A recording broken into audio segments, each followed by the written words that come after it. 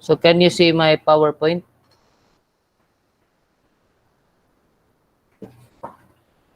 Hello? Yes, sir. So, let's start. So, be checking sa your attendance. Pila no, 30. So, basically, we're almost complete. So,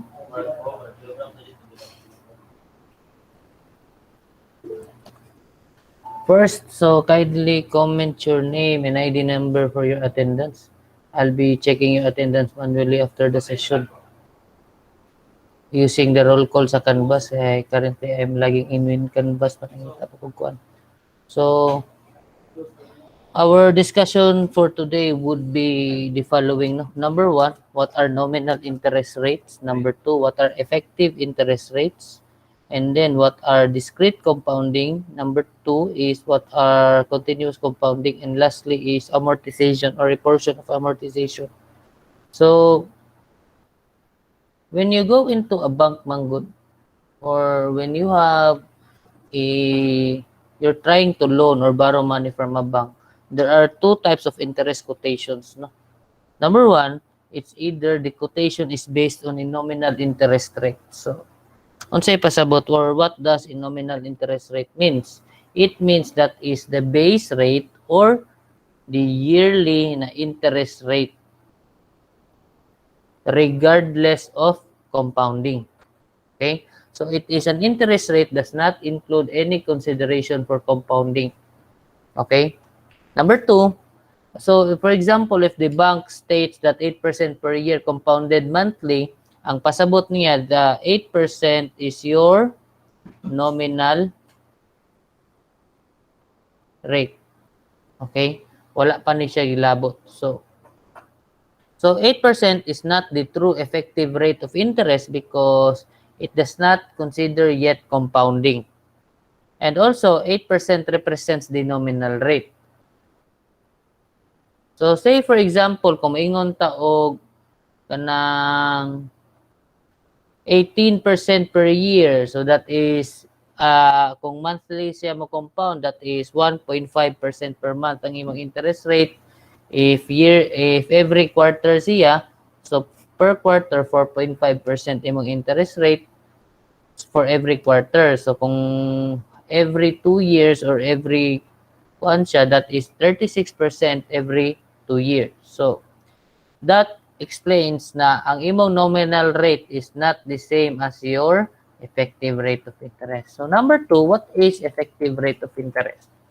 So that is the actual rate that applies for a stated period of time. So buot pasabot, that is the actual interest rate that falls under the value of your money. Okay? This is already considering the compounding interest. So during the time period of the corresponding nominal rate and is accounted for by the effective interest rate. Okay? So interest rate may be computed by compounding based on annually. Pwede ka one times a year mo compound. Number two, every 6 months. Number three, every quarter, every month, every day, or it could be continuous. Infinite compounding periods in a year. So, basic definition ano niya, when it comes to every 1 year, ang segment nimo that is 365 days, 52 weeks, and 12 months. So, one half of the year, that is 182 days, 26 weeks, and 6 months. So, kung one quarter ka, that is 91 days, 13 weeks, and 3 months. So, assumption lang when it comes to daily, ang computation is based on the 360. Not unless stated na this is based on a 365 exact number of days for the year. So for an interest rate of 1.2% per month, determine the nominal and effective rates. Okay? So what are the interest rates per quarter, per year, o per quarter per year? So say for example, naakay nominal na interest rate. So let's look for the nominal sa ano. So, kung mayroon kag nominal interest rates ang imong ihuna-huna, that is regardless of compounding. Okay? Kagets ra? Yes, sir. Say for example, kung mayroon kag, if you're looking for the year, na nominal rate, that would be 1.2% per month multiplied by 12 months. Okay? Okay, regardless of compounding man ka. So, mayroon ka 1.2% per month times 12 months pila man. Wa sa kalkyo ha. 1.2 times 12, that is 1.4. 14.4%. Okay? Nakuha ra? Dili siya 1.44, sir.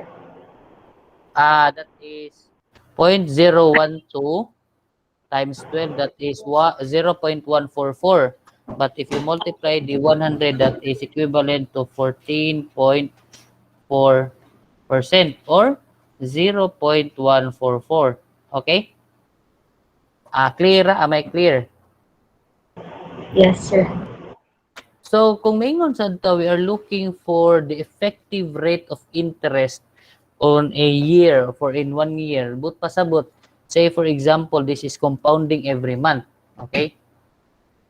As we all know that, kung maingon kag you have a value of peso or F is equal to P, 1 plus I to the exponent N, wherein your F is equal to, for example, na kay piso. And your piso compounds every month. Okay? Gets? Yes, sir. So, I'll try to erase it first and then ako equate siya into two equations, no? So, both pasabot, when you have a nominal rate of a monthly basis, you have 1 plus I to the exponent of N. Okay? Mama na imong future value, di ba? Equals to 1 plus I to the exponent of N over N. So say for example, this is your effective rate of interest and this is your effective rate of interest gihapon on a monthly basis. Gets? Kakuha? Kay, your future value is equal to P1 plus I to the exponent N man. Klaro ra ko? Therefore, ang kaning I dere, this represents the interest per certain period. Diri siya, this is the interest per year. So, ato i-equate ha. So, kung mayon kag 1 plus I to the exponent of 1. So, in 1 year, butang ini mo, in 1 year, na kay certain interest rate nga mo compound in 1 year. Comparable to 1 plus 0.012, which is 1.2% per month, di ba? To the exponent 12. Goha? Kakuha? Yes, sir. Or in other terms, you have 1 plus 14.4% divided by 12 kay paano man ka to the exponent 12. Kani siya, mauna ni siya ang monthly. So in 1 year, ka 12 siya mo compound kay monthly man ko mag-compounding. So this is equivalent to my effective rate of interest. This is my ER. Okay? So therefore, your ER is equal to 1 plus I over N to the exponent N minus 1. Okay, transpose ko ni dira. Okay? Therefore, that is 1 plus 0.012 to the exponent of 12 minus 1. Pila?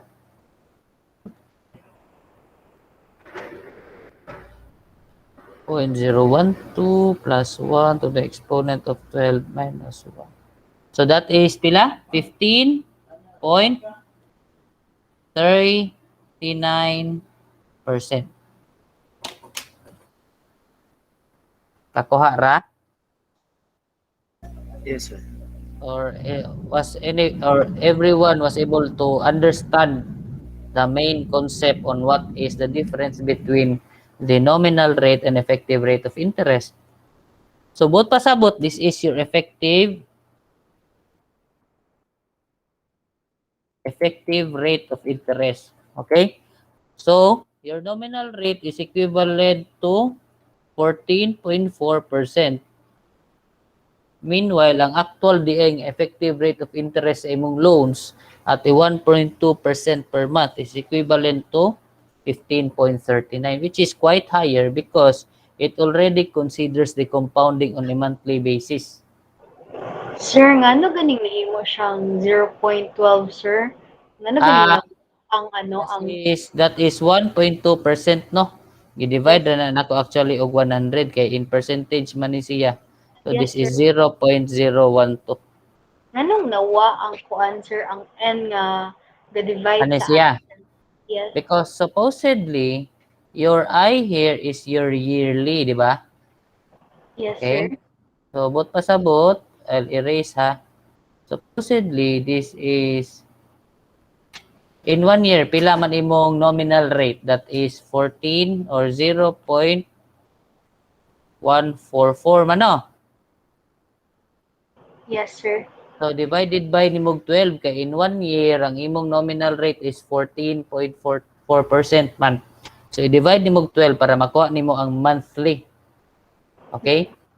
I-compound nimo siya 12 kay ngano to get the value sa iyang compounding in 1 year. So this is in 1 year and this is in 1 year. Mm. Nakuha So, ra? kuan, sir, kinanglan na mo kuha sa nominal rate, sir, before mi mo kuha mo Mm. proceed sa compound, sir. Yes, Ah, yes. So the basic definition lang is una when it comes to n, it should be equal dira sa taas. Example dere, this is 1 over I over 1 man kay 1 year man ni siya nga nominal rate akong example, di ba? mm-mm. Okay, so kani siya diri ang effective rate na ni siya kung gigamit. Okay, basically this is already you are already considering the compounding. Okay? Okay, sir. So I'll proceed with the question. Mao ni siya actually ang kaning per year, no? Kana nga question. Wait ha. Okay, balik. So next, I'll be computing the per quarter. Okay. So say for example, naa kay per quarter. So since you kanang the future value in 1 quarter atong gipangita, ato i-equate ba.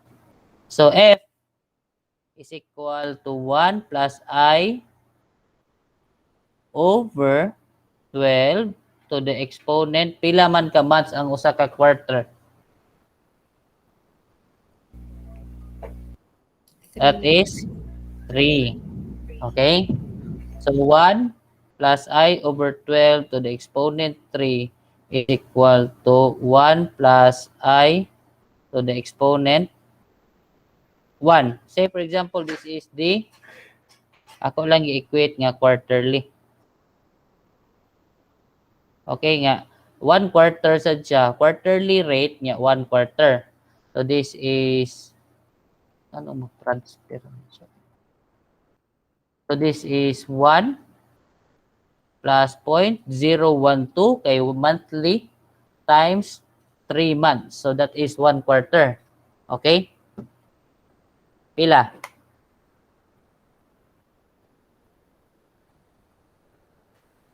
1.03 minus 1 kaning ako i-transpose is equal to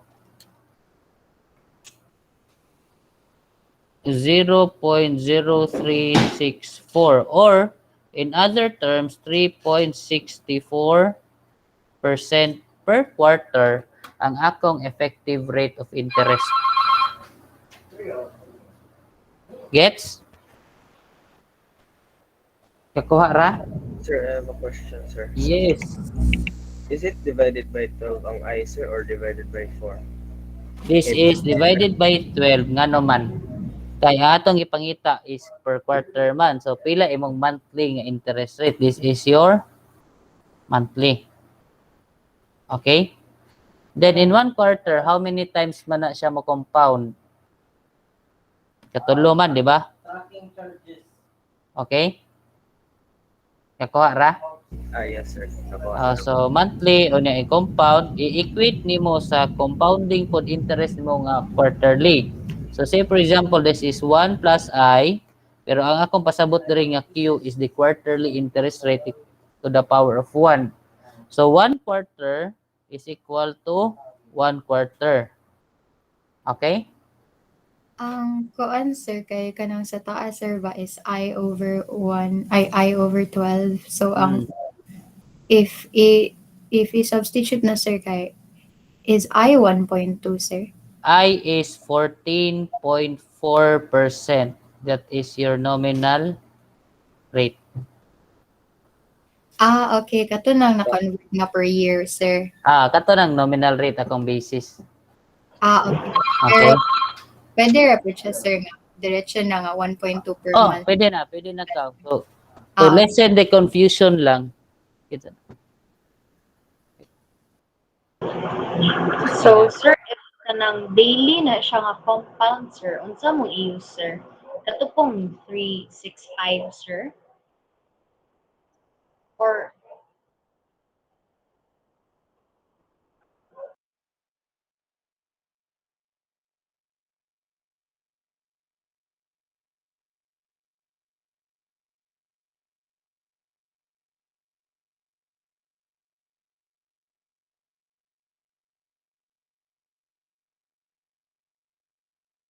Hello? sir?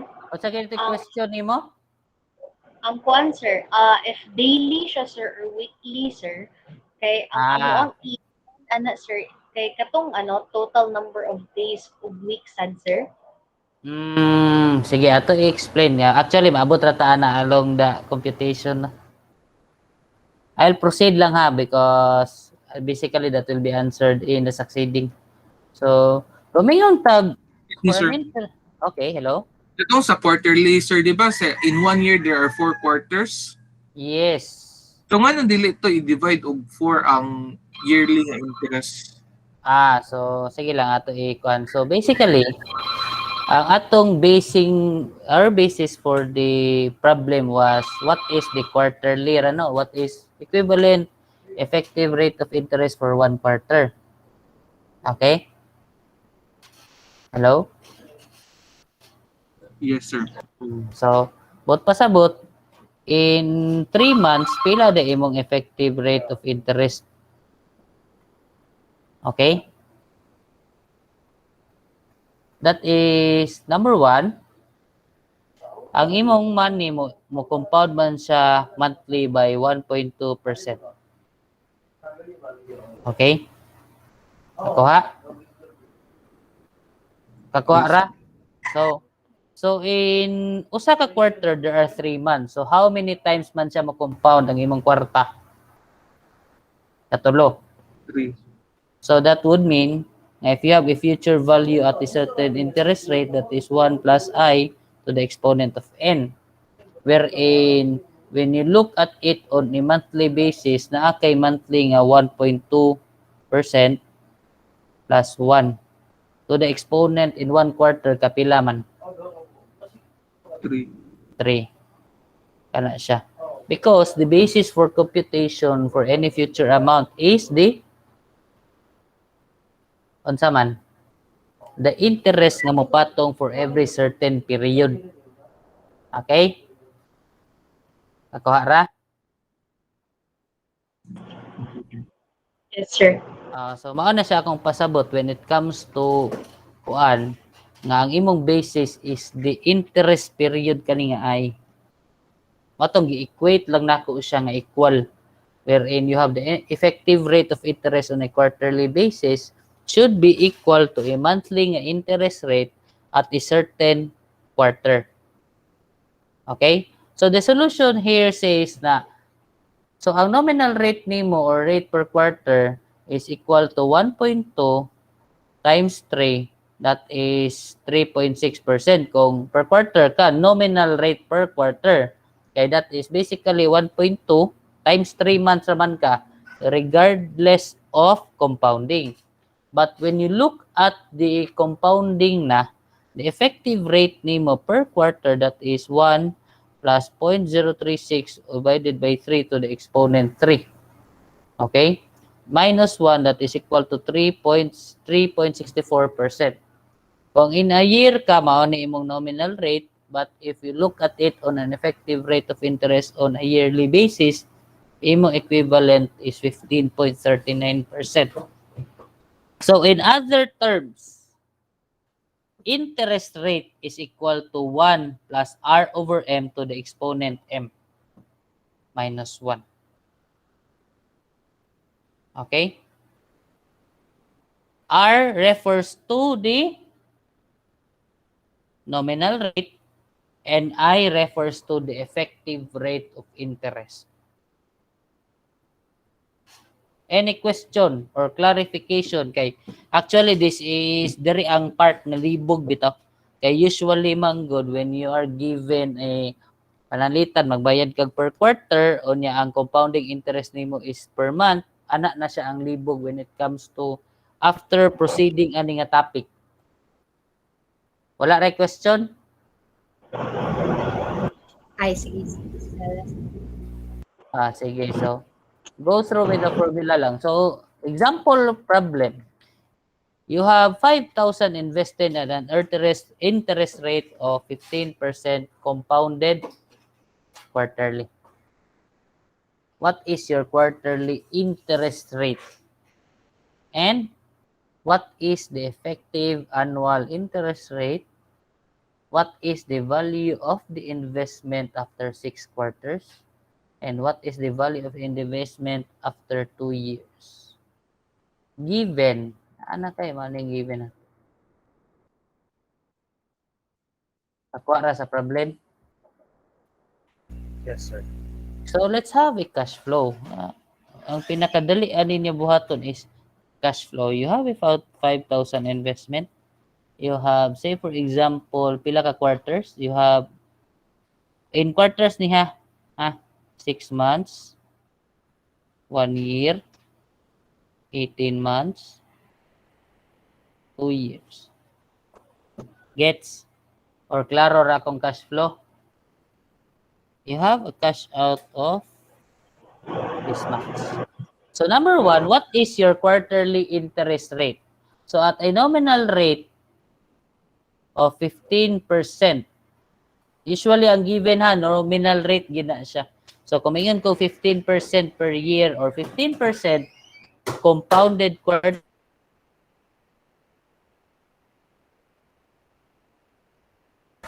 the 15% states the nominal rate on a yearly basis compounded. For example, you have this problem, no? So, kung yung nominal rate is 15%, what is your quarterly nominal rate? That is 15% divided by 4, sir. 4. Okay, sakto. So, that is meaning 0.15 divided by 4, that is 3.75% per Per quarter, sir. Also, sir, Okay. excuse me, sir, So, what sa is cash flow, sir. Cash flow, sir, kay ngano 6 months, 1 year. Di na 3 months, 6 months, 9 months, 1 year. Cash flow, sir, ba? sige lang. 10. Katong itunga-tunga pag yun, no? Pwede ra gyud na siya. So, okay na taning number 1. Okay na? Why pangutana? Wala ra ha? I'll proceed. So, what is the effective annual interest rate? So, ER, annual interest rate. So, that is 1 plus 3.75 to the exponent of in 1 year, kaupat mo compound, in 1 year atang ipangita ha, minus 1, that is equal to pila?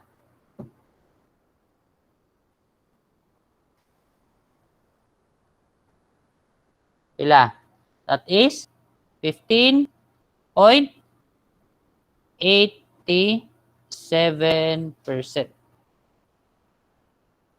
Kakuha? Wala.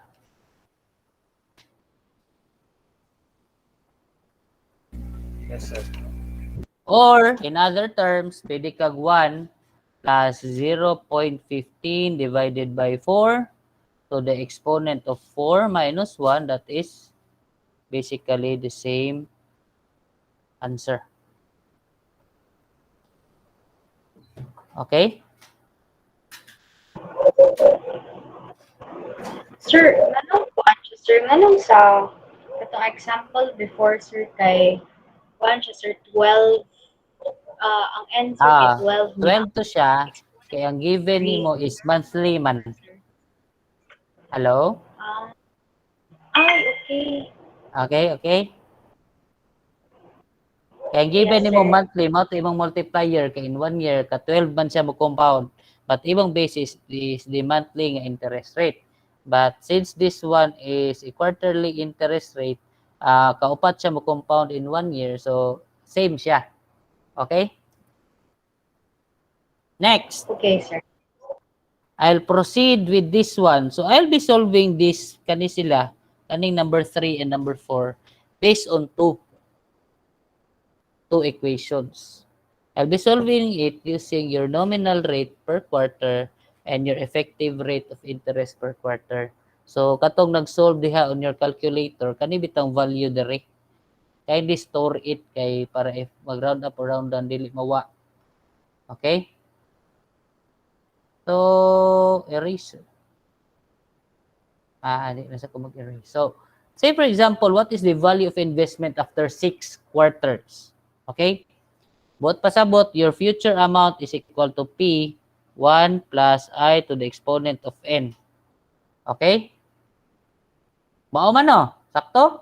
Dili. Mao ang formula for future value of an investment. Yes, sir. So, you invested 5,000. And then, plus, pila imong quarterly rate? 0.0375. Okay? After 6 quarters. So, be mindful ha. This is your interest rate per quarter and you're looking for the value after 6 quarters. Okay? Kakuha? What is the answer?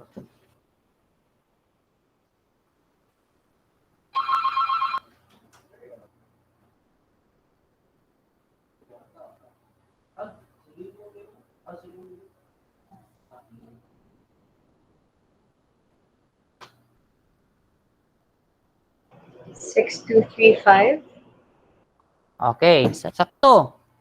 So next, if we look into getting it on a yearly basis nga computation. So kung main kag yearly, pila day mo effective rate of interest per year? That is plus 15.87% to the exponent. Sakto? Kakuha ra? Kakuha ra sa number 1?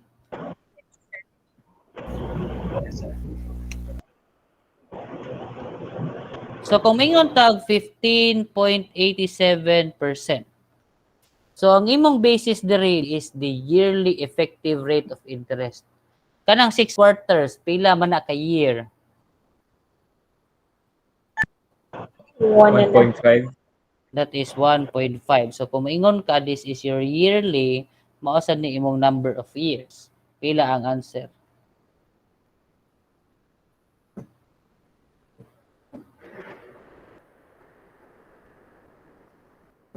Assuming ha, wala ta mag-round up or round down. 6712.93. 15.87 to the exponent of 1.5. The Ay, answer is 1.5. 6235.89. 6.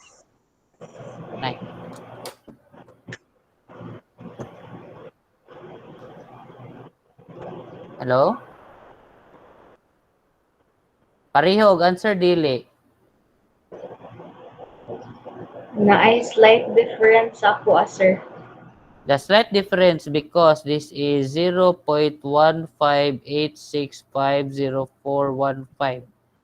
If you round it up, this is 15.87. But if you use this value, the answer is the same. Okay, sir. Okay? So what does this mean? But pasabot, you can always compute for the future value, the present values at any point in time or any quarter or any month as long you are consistent. Okay? How? Number one, I solve it using a quarterly rate to the exponent of the number of quarters. Okay? Okay? Second one, ang akong basis sa interest is the effective rate of interest per year. Ang exponential value nako is the number of years. Okay? Ako ha? Hello? Any question? None, sir. None. So, I'll proceed with the last problem. So, F is equal to 1 plus 0.0375 na kay 5,000 dara to the exponent after 2 years. Pila ka quarter? 8 years. 8, sir. So, F is equal to 5,000. 1 plus 15.87% to the exponent of pila? 2, sir. Same problem. 2. The answer is pila? 6712.35. 5. Sure? 0.0375 plus 1 to the exponent of 8 times 5,000. That is 6,712.35. Will the second solution give you the same answer? Yes or no? Yes, sir. Yes, sir. Yes, sir. Okay. If daily rounds. So if daily around, if you try to store the whole decimal places, it will give you the same answer. Any clarification with regards to compounding? Sabot na? None, sir. Sabot ra, wala. Pangutana mo ha kay daghan ang manggawas nga inana on your exams. Okay? So since you are already given equations and formulas, mao na siya ang inyong equation. So I'll proceed with the next discussion, which is continuous compounding. So compound interest is the eighth wonder of the world. He who understands it, earns it, and he who doesn't, pays it. So if kasabot ka, you can earn actually when it comes to compounding. But if not, magsigi kag bayad nga dili ka maimpas.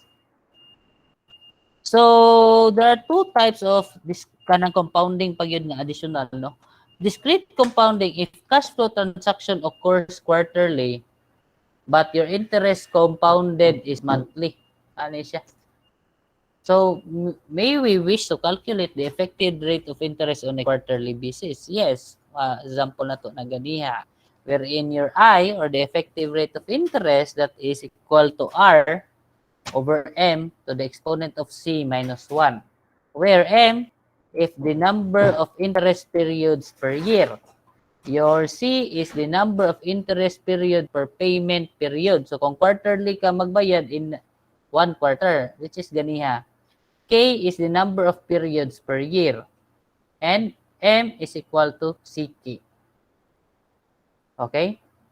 Your R is your, unsa ang R? Anybody? Nominal rate. Your I is equal to your effective rate. Okay. So as the number of compounding periods, so naana sa tawag na continuous compounding. So as the number of compounding periods M becomes very large, the interest rate per compounding period equals to R over M becomes very small. So magkagamay ang value. And then as m approaches infinity and r over m approaches 0, we may approximate the situation of continuous compounding. A basic example lang for continuous compounding is the formula wherein your future value is equal to PE to the exponent Rn. Okay? Basically, for continuous compounding, this is just the formula on continuous compounding. Okay? Next. Example. Supposing that you make quarterly deposits into a savings account that earns 8% interest compounded monthly. Compute for the effective interest rate per quarter. R is equal to 8%. Your C is equal to 3 interest periods per quarter. Your K, you have 4 quarters per payment periods per year. And M is the interest period per year. Find the I. Unsa ang I? Effective rate. Yes. So, how do we go about this one? Pila mo first, let's compute your nominal rate. Your nominal rate is 8%. Okay? Sakto? So the ER, ako lang butang notation per quarter is equivalent to 1 plus 0.08 divided by 12 kay monthly siya mag-compound to the exponent of 3 minus 1. Your effective rate of interest per quarter is equal to pila? 2%, sir. That is 2.01%.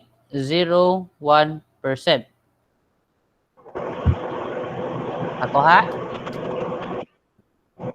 Yes, sir. Nasabot ra? Yes, sir. Next problem. What is the effective annual interest rate for a nominal interest rate compounded continuously?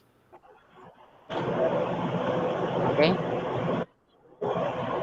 So basically that is interest rate is equal to e to the exponent of 0.12 minus 1.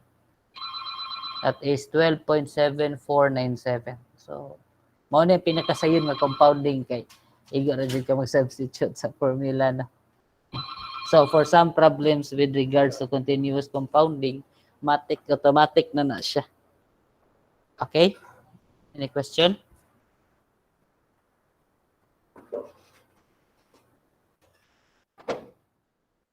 Ato lang ni isolve. Find the effective rate of interest per quarter, compounded weekly or daily or continuous siya. So, pila ang effective rate, interest rate, nominal rate. So, nominal rate is equal to 8%. So, what is the effective rate of interest per quarter, no? So, what is the per quarter effective rate of interest? Kung weekly siya compounding, daily siya compounding, and continuously siya compounding. So, say for example, your A. If this is compounding weekly, your computation would be your effective rate of interest per quarter is equal to pila? 1 plus 0.08 divided by pila imong divisor class? 52, sir. 52. Then in 1 quarter, how many weeks? 12 minus 1. Sakto?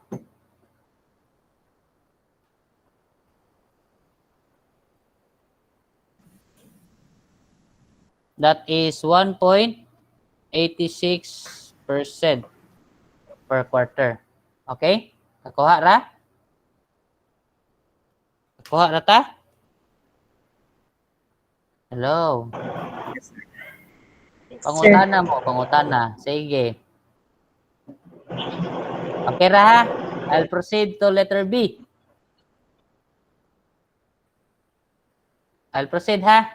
So what is the effective rate of interest per quarter if it is compounded daily? So that is 1 plus 0.08 divided by 360. So the exponent of pila ang 3 months, that is 120 days. 120 ba? Yes, sir.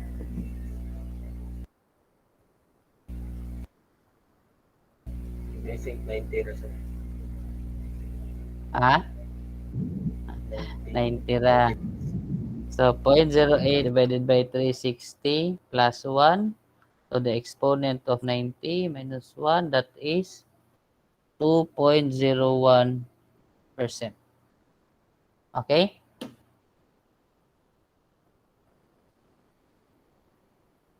Letter C. Kakuha ra mo sa letter B. So if it is compounded daily, mas mag-compound man siya every day. So mas dako siya effective interest rate per quarter. PE E is equal to E to the exponent. Ito sa to? Ito formula. 0.12.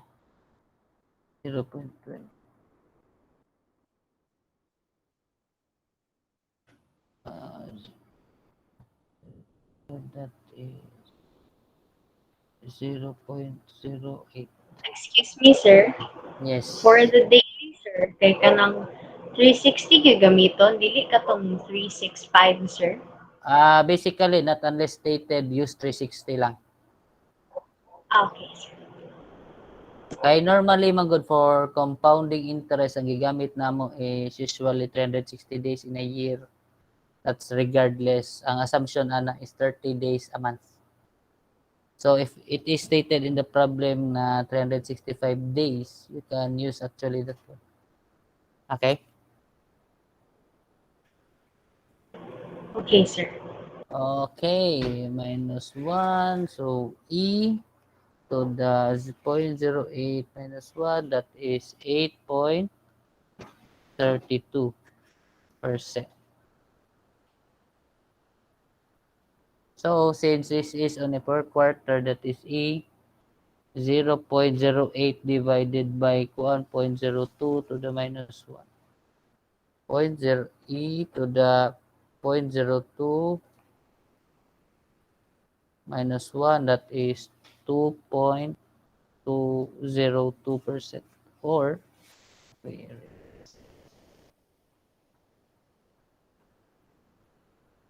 that is 2.02%.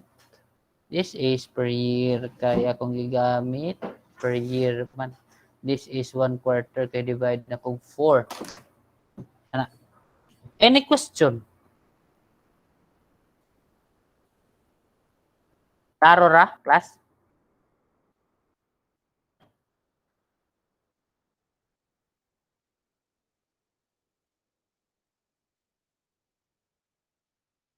Sir, na-lost ko, sir. Asa gikan tong 0.2, sir? That is in 1 year, how many quarters man ka? That is 0.08 divided by 4, no? So per quarter ni mo 0.02. Okay. Let's say per quarter man eh. Ang atong ipangita dire is ang quarterly man nga interest rate based on continuous compounding. Okay ra? Or klaro ra ba? Klaro ra ta ha? I'll proceed to the next next example. Suppose you want to buy a car. The gross price for that car, inclusive of all charges, is 22,678.95. So basically, you can afford the down payment of 2,678.95. So the net amount is 20,000 to be financed.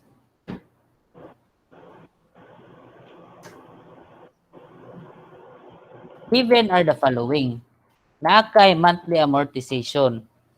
And then, after the 25th payment, you want to pay off a remaining loan on a lump sum amount. So, what is a lump sum?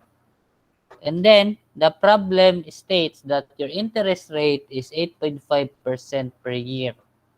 Okay?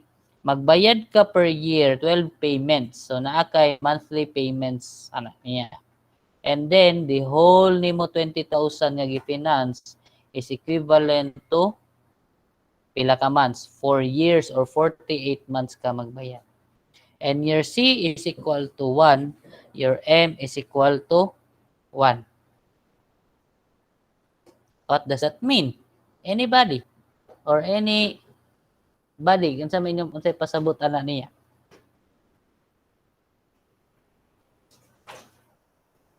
Hello.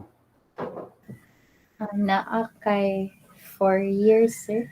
Okay. So, ang imong utang is 20,000. Nagbayad financing ka. Your nominal rate is equal to 8.5%. Compounding how many times in 1 year? Pila? How many One, times sir. mag-compound? Ha? Your One, sir. M. Sorry, Sakto? sir. Sakto ra? So, you're paying M ka, you're compounding monthly. Okay? Monthly. Okay? Nakuha? Kuha ra. So, ang imong Sure. ipangita, what is your monthly amortization? Pila imong monthly amortization? By formula, the future value of an annuity, 1 plus I to the exponent of n minus 1 divided by I divided by 1 plus I to the exponent n. Dili ni siya future kay present value man imong naay given. Nakuha? Nakuha ra?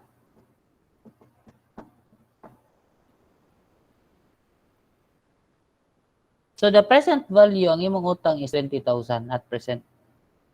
Your amortization is the value that you are trying to look into. Okay? So that is 1 plus 8.5% divided by 12. Okay? So the exponent of anybody?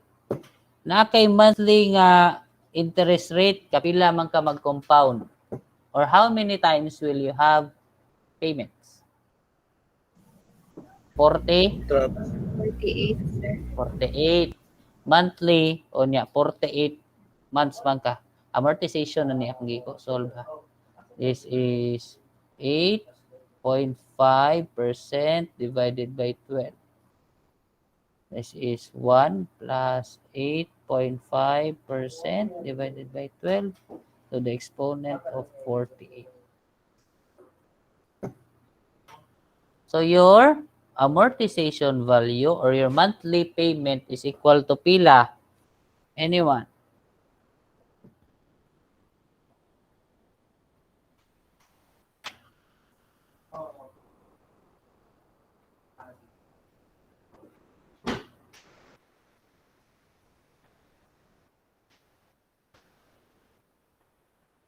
$492.97. So, Wow, mag-solve sa kuha. Plus 1 exponent 48 minus 1 divide by.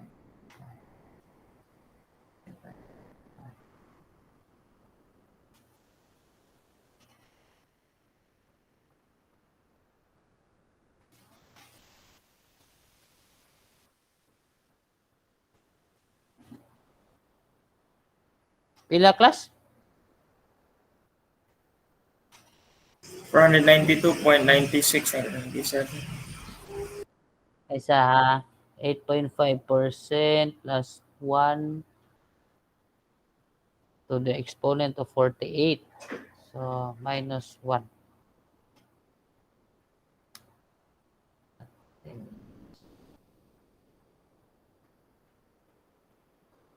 Plus 1.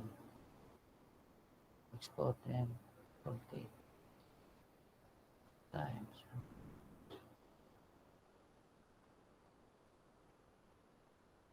492. 0.97. Sakto? Yes, Sakto sir. ko? Yes, So, sir. ang imong monthly amortization is equivalent to 492.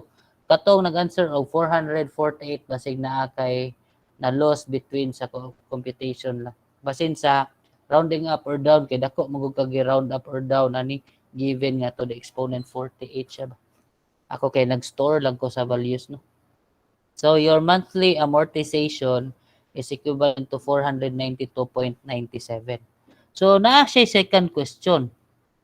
After say ang 25th payment, imong bayaran imong remaining nga bayaron no. So pila ang bayaron nimo? So say for example, you have this is your imong present value is 20,000. And then your ang imo ning cash out nimo that is 492.97 from year 1 to the 25th. Okay, after sa 25th payment, bayaran nimo tanan ka isa. So nakabayad ka og 25 payments. Plus nibayad pa jud ka og lump sum. Sakto ra? Kakuha ra sa problem? So pila imong lump sum?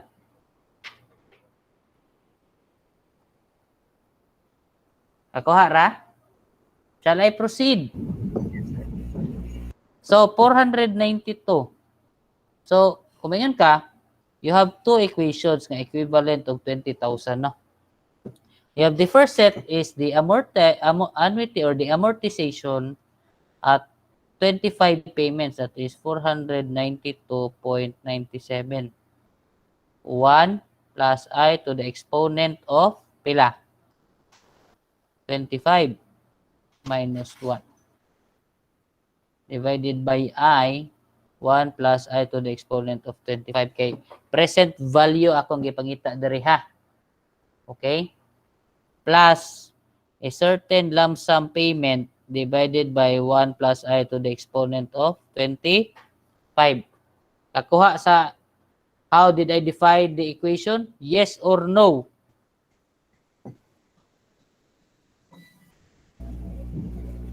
Sir, ganun na by A sa first part sa equation, sir. Ha? Ang A sa kaning sa first part. Wala na rin na. Wala na. Sorry.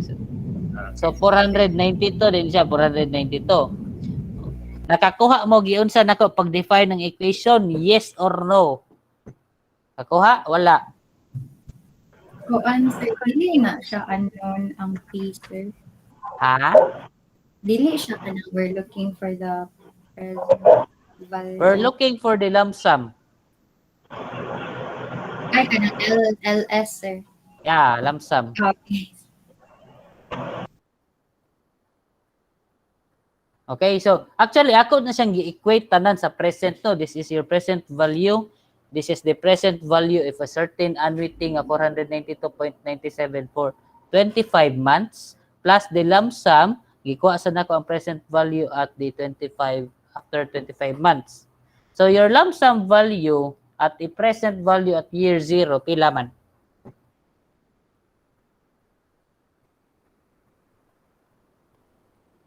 Hello. Nag-solve mo? Wala.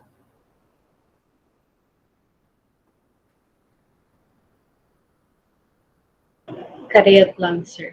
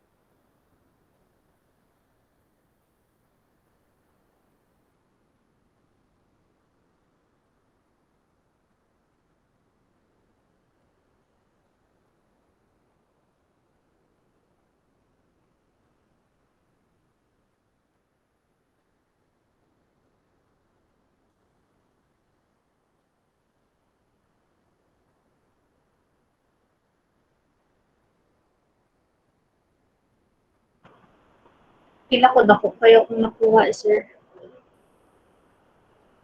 Why? Kuan siya, sir, nabot siya 109,166. Sa kauro kaayo. Ay, ang kuan, sir. Ay, sir, no, kay i-divide pa by 12. Divide pa Yan. ni mag 12 kay ang I ani is monthly man nga interest rate. Kaya ko na ano sa'yo.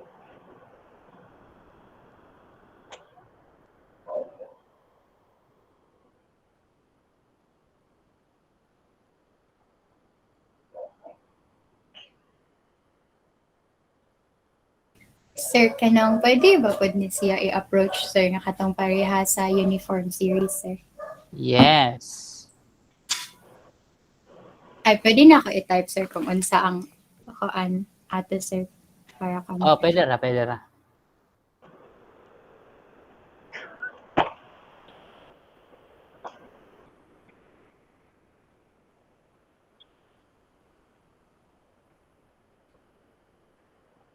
Answer is 10,428.83.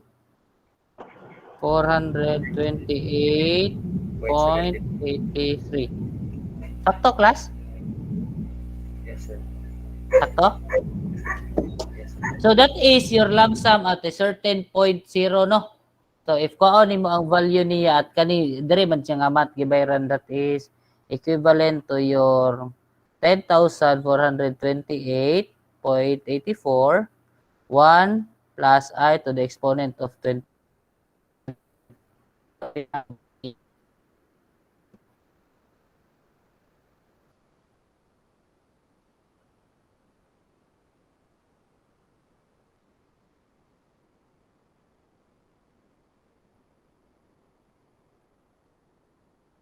That is 12,000.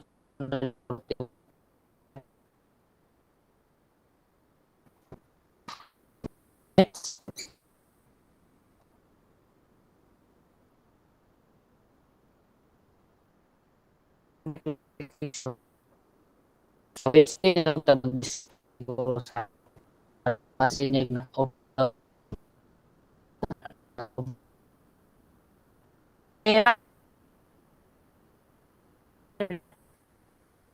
balik.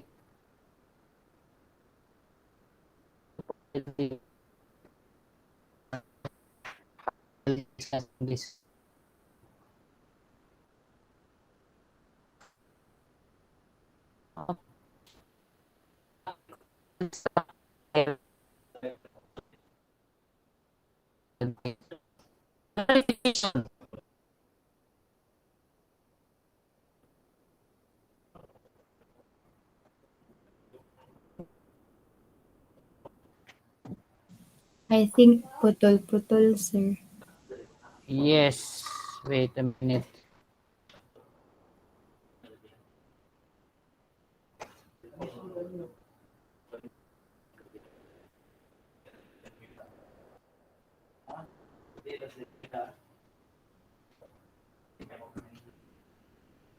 Okay. Naklaro na kog balik.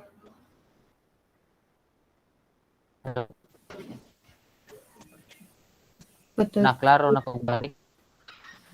Choppy, sir, choppy. Wait.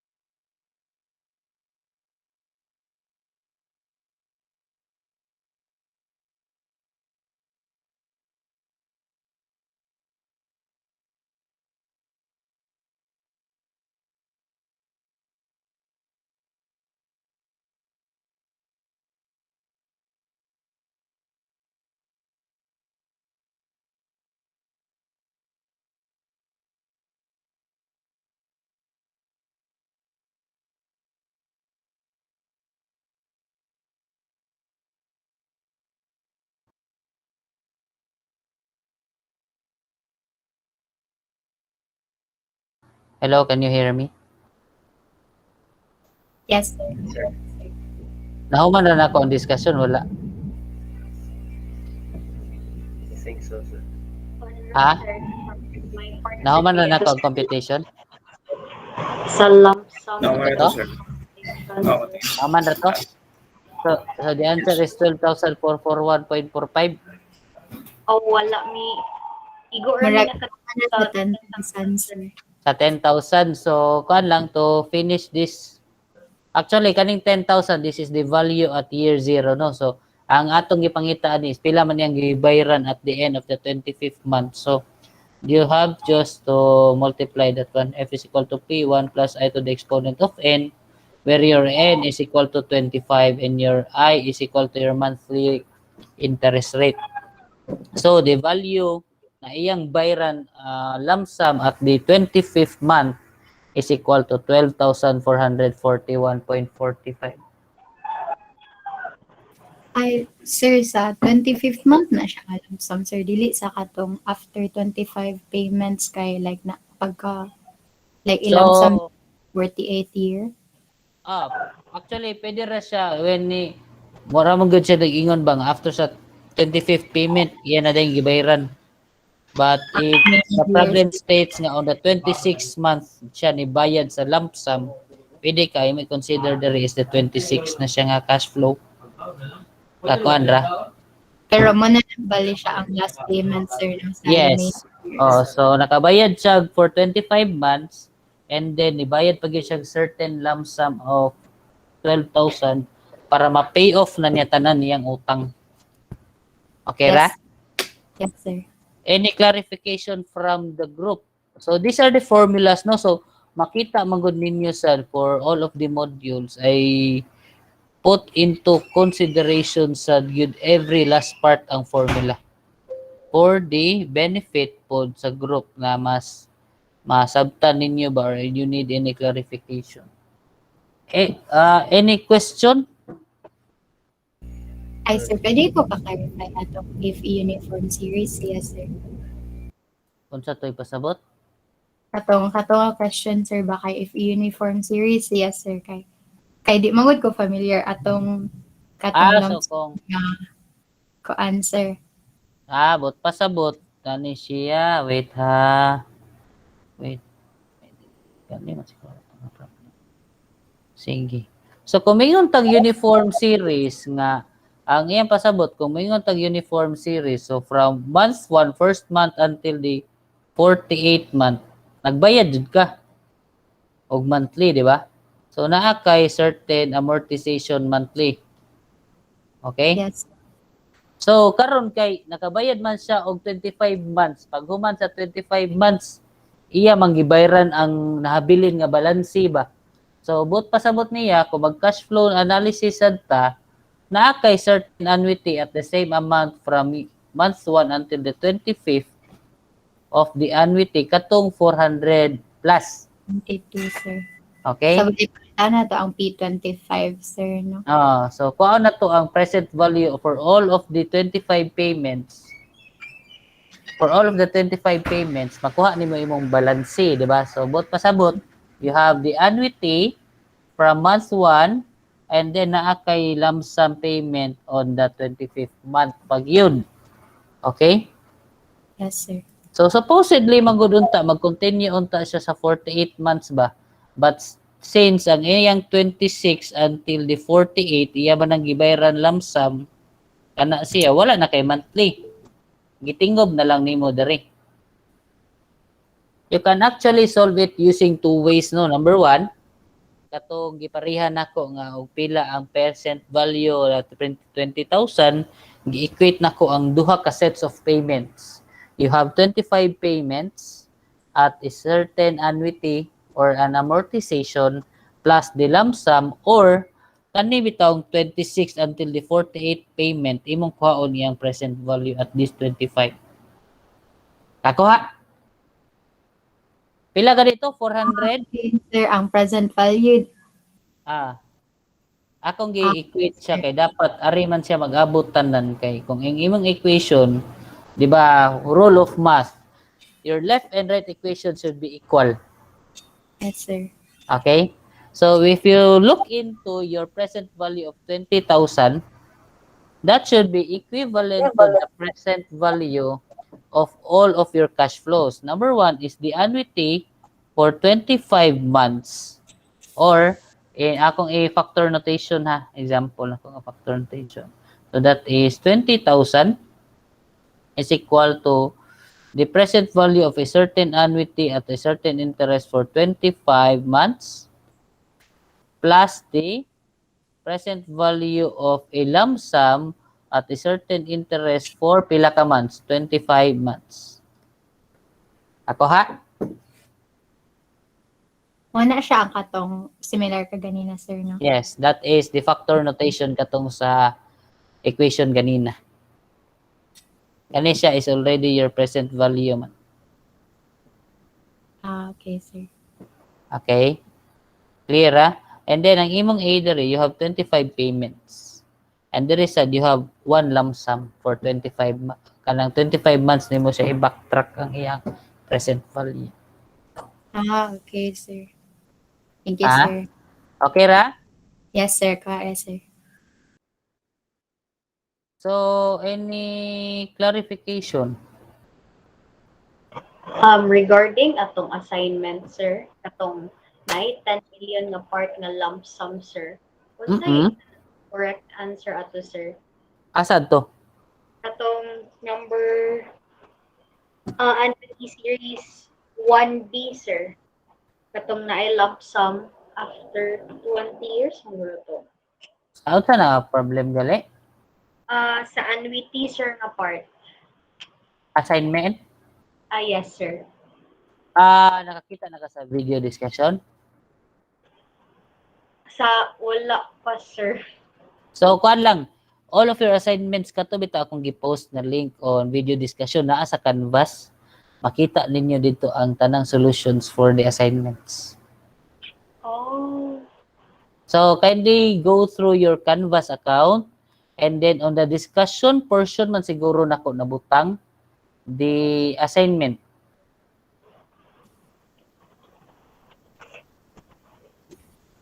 Hello? Okay, sir. I wait. Akong i-check ha, di inako nabutang pero as far as I know nag-post ko sa kuan. Nawa man gud akong kuan diri. Nagka-problema lagi ko ning Chrome kay nagbag-o man ni si Chrome gud so I'll have to log in from the start. Oh, So your assignments for portions simple compounding ingredients are in the discussion portion. Module 2 assignment discussion links. Kita ra? yes, sir. So nara dito. So basically you ka nara na tanan. Ako ra nang gi-recordaan. Yeah, never mind my voice kay medyo height kong tingog. Ay, sir, pwede ka nang mag-ask pa, sir, atong sa lump sum. Sige, pangutana. Kay kuan, sir, ba, di ba, sir, ang katong sa annotation, sir, kay ang first term was katong finding the annuity. Ay, dili din, sir, katong P25, katay mong gi-write, sir. Pero ang second term, sir, was katong naana tayo P, tapos pangitaan na to ang lump sum. Pero ang number of years nato, sir, kay 25, gyapon, sir, dili siya 23. Kwanto siya? N is di ba, ang formula for factor notation is, wait ha. Formula for, ang atong factor notation man god is equal to P of A, comma I, comma N. Yes, sir. Okay? N is the number of interest periods, di ba? Yes, sir. Okay. Ang I is the interest rate. Yes, sir. Okay? So, sa kato siya nga equation, you have a 20,000 present value for all of the payments. Okay? You're looking for the present value of an annuity at an interest rate on N is 25 months. Yes, sir. This is the interest period. Okay? Yes, sir. Pero ang imong annuity, you have 25 payments. Yes, sir. Okay? Pero ang Koan ana sir ang katong second term sa lump sum. Ay kana sir. So sa second term sa lump sum 25 gyapon kay imo mangiko ang present value for 25 interest periods. Okay sir. Okay, Tapos so pero plus usa ra ni siya. Usa ra ni ka lump sum. This is sa 25 bali. payments. So kanang lump sum sir kay pag kanang kay di ba sir ang ano nato sir isang LS then i-minus siya sa 20,000. So ang nabilin kay ang lump sum nga bayaran for 23 years na sir. 23 months. Ang 23 months. sir. Okay. 23 months. Okay Ah, sir. kakuan ka? Yes So sir. ana ra siya. Diri imong present, diri imong annuity, na diri imong lump sum. Pero ato magong gipangita is the present value, no? So padung ta dira. So we're looking for the interest periods month. So kung sa 25th month na siya, the number of interest periods na imo i-consider is 25 kay imo man siyang at present. Okay? Same as this one. Pero ang annuity na lang kay 25 payments. Ako Ay. Andra. Yes sir. But if you look into the ring a point in time sa dahil sad ka, instead of 25, 23 na lang ni. I-equate nimo imong lump sum to the annuity. Ang imong lump sum is the present value of a certain annuity at interest rate for 23 periods. Ako ka? Yes sir. Kaya diri ka, ang imong gi-equate is kani nga mga sets of annuity payments. Mao ni diri imong lump sum. Okay? Yes sir. So if you solve it using two ways, actually it will give you the same answer. Ox? Klaro Yes, ra? sir. Nasabtan ra? Yes sir. Ang ako mong gibuhat sa first sir kay murag gi-treat na ko siya ay akong gi-find kay ang future value sa 48 Pwede or ra, pwede ra. ay pwede ra pud sir. Yes, pwede ra, pwede ra. Pwede ka future value kato imong P nga 20,000 future sa to nimo. Yes sir. Oo, nya i-minus to nimong future value pod for the annuity sa 25 payments. So matangtang actually matangtang ra is katurang 1 o plus I to the exponent n kato imong divisor sa annuity. Yes sir. So the equation applies for all as long as the understanding nimo you meet at the same economic year or economic equivalence jud ka. Okay sir. Okay? So bisan asa nimo na pangitaon ang values or equations, dapat same ka og gitan-aw nga point of time ba. Katong sa ako equation, the point of time ang akong gitan-aw is year 0 man.